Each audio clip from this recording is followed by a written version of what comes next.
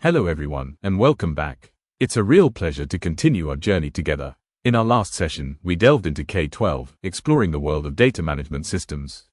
We learned how organizations build these incredible, secure digital libraries to protect and organize their most valuable asset, data. But a library, no matter how well organized, is only useful if you can understand what's written in the books. Today, we learn how to read those books. Our focus is on K13, Principles of Data Analysis for Digital and Technology Solutions. This is where we unlock the true value of all that stored information. Our purpose today is to equip you with the foundational principles that professionals use to turn raw, often messy data into clear, actionable insights that can drive a business forward. By the end of this session, my objective is for you to confidently identify the key stages of a professional data analysis process and feel ready to apply at least one of these principles in your own job role. Think of it this way: in K12, we learn the skills of the librarian, how to catalog, store, and protect information.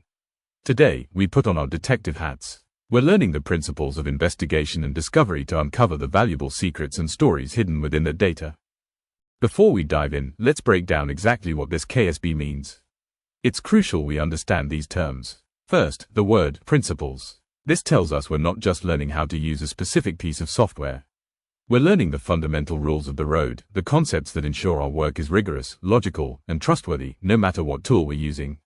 This is the science behind the skill. Next, data analysis. This isn't just about looking at numbers, it's a formal, systematic process. It involves taking raw data, inspecting it, cleaning it up, which is a huge part of the job, transforming it into a usable format, and then exploring it to find patterns, answer questions, and support decision-making. Finally, the context, for digital and technology solutions. Our work is never done in a vacuum. The entire purpose of our analysis is to make better decisions about the technology we build and manage. We're trying to understand our users, improve performance, and deliver more value to the business. So, the central question we're answering today is, what are the principles that allow us to reliably turn a sea of raw data into a clear, compelling, and truthful story that the business can act on? And this brings us to the first, and arguably most important, principle of all: garbage in, garbage out. This means that the quality of your insights can never be better than the quality of your starting data. You can be the best analyst in the world, but if you're working with incorrect, incomplete, or messy data, your conclusions will be wrong. This is why K12, on data management, is such a critical foundation for what we're learning today. A core principle is understanding that data analysis is not a single thing. It's a journey up a ladder of value and sophistication. There are 4 distinct levels, and each one builds on the last. The first and most common level is descriptive analytics. This answers the question, what happened? It's the process of looking at historical data and summarizing it to tell you where you are right now. The dashboards and reports you see every day are all examples of descriptive analytics. The next level is diagnostic analytics. This takes the information from your descriptive report and asks, why did it happen? If your report shows website visitors went up, your diagnostic analysis is the investigation to find the cause. The third level is where it gets really exciting: predictive analytics. This is where we start looking into the future. It uses the patterns we've found in past data to answer the question, what is likely to happen next? This is the world of forecasting and machine learning. The final and most advanced level is prescriptive analytics. This goes one step further. It doesn't just predict what will happen, it answers the question, what should we do about it? It uses those predictions to recommend a specific course of action to help the business achieve its goals. It's useful to think of these 4 levels as a potential career map.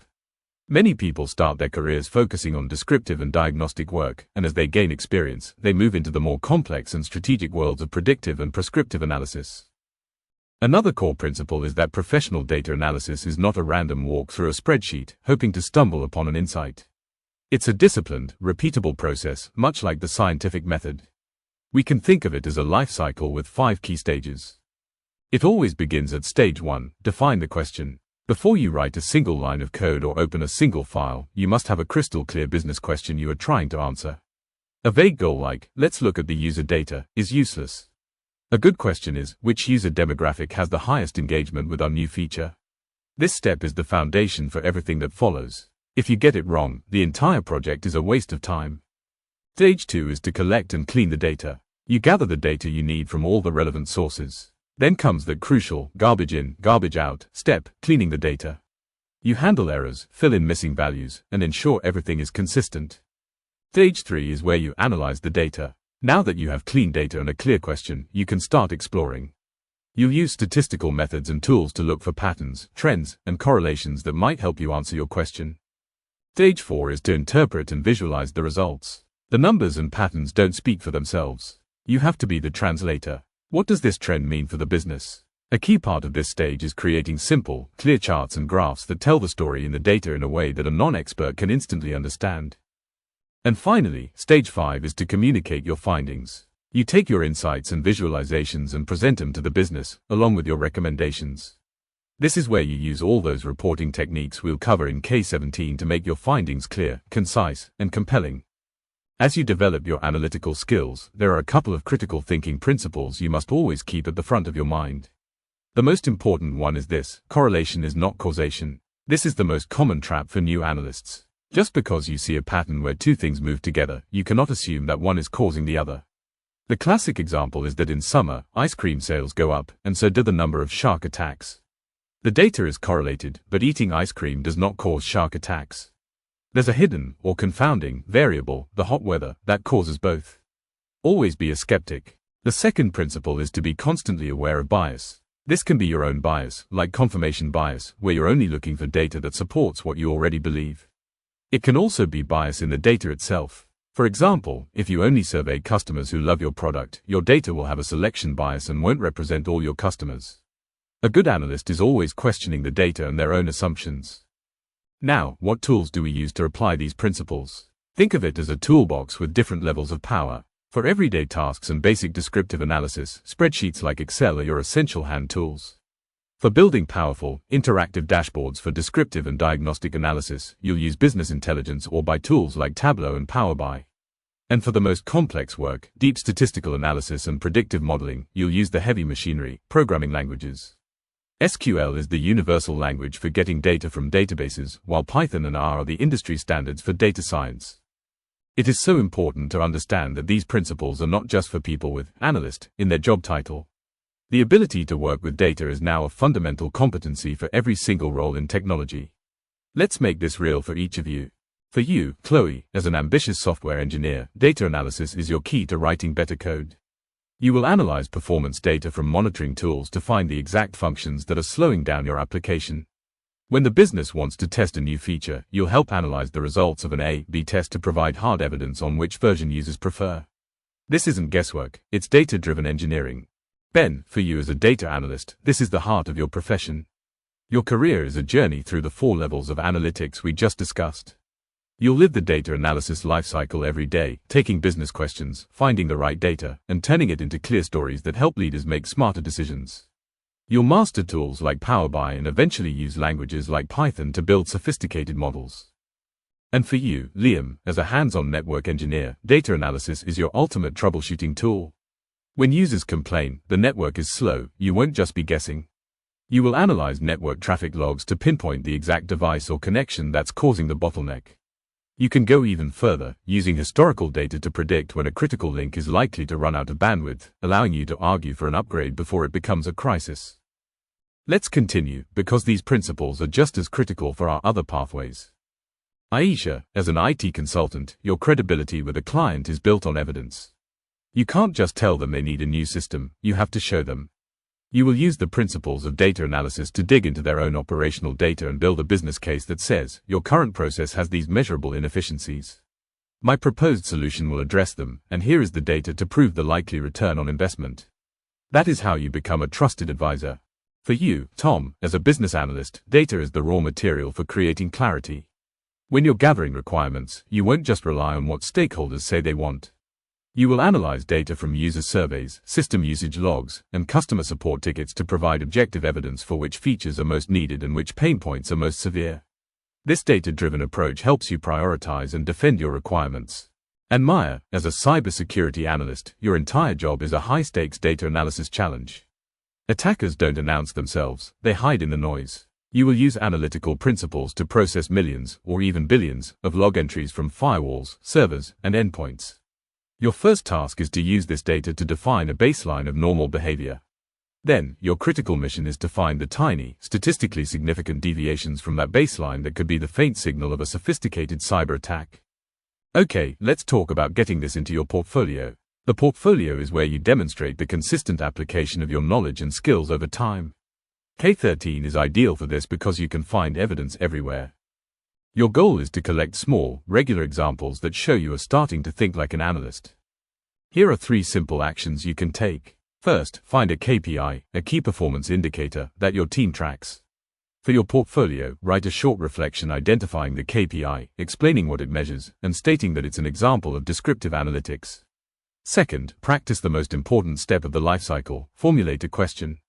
Think of a problem at work and write it down as a clear, specific question that data could potentially answer. And third, critique a chart. The next time you see a graph in a presentation, analyze it. Is it easy to understand? Is it potentially misleading? Write a short critique for your portfolio. When you write this up, use the STAR method to tell a clear story. For example, situation, task, my team was reviewing a report, but the main chart was confusing. Action, applying the principles of data analysis, I identified that the chart lacked a clear title and the axis was scaled in a way that exaggerated the trend. I sketched out a clearer version. Result, my manager agreed, and the report was updated. This led to a better understanding and a more productive team discussion. That is a perfect, concise piece of evidence. Now let's talk about your final, major project. While the portfolio is about breadth of experience, your project report is about depth. For the assessors, seeing you apply the principles of data analysis in your project is not a nice to have, it is an essential sign of a competent professional. So, how do you weave K13 into your report? There are 3 key places. First, in your problem statement. Don't just say there's a problem, prove it with data. Use some analysis, even if it's simple, to show the scale and impact of the issue you are setting out to solve. Second, you can use it to justify your design choices. Why did you choose a particular technology or approach? If you can back it up with data, perhaps from analyzing the performance of the old system or researching user needs, your argument becomes much more powerful. But the most critical place is in your evaluation or conclusion section. This is non-negotiable for a high grade. You must use data to prove that your project was a success. Did you meet your objectives? Don't just say you did, show the data. Measure the before and after. Whether it's speed, efficiency, user satisfaction, or error reduction, you need to present the quantitative evidence that your project delivered real, measurable value. Let's do a quick recap. Today, we've explored the core principles of data analysis. We've learned that it's a disciplined process for turning raw data into valuable insight that can drive smart business decisions. We've seen that there are 4 distinct levels of analytical maturity, from describing the past to prescribing the future, and we've walked through the structured lifecycle that every good analysis project should follow. Your mission for this week is to start looking at your work through an analytical lens. Please, just choose one of the simple actions from the portfolio slide. Find a KPI, formulate a question, or critique a chart. The goal is to start building the habit of thinking like an analyst. This knowledge provides the perfect foundation for our next session on K14. Now that we understand the principles of how to analyze data, we're going to learn about the different quantitative and qualitative methods we can use to collect the data in the first place. Thank you for your fantastic focus today. You have learned the foundational principles of what is arguably the most powerful and transformative skill in the modern economy. Well done.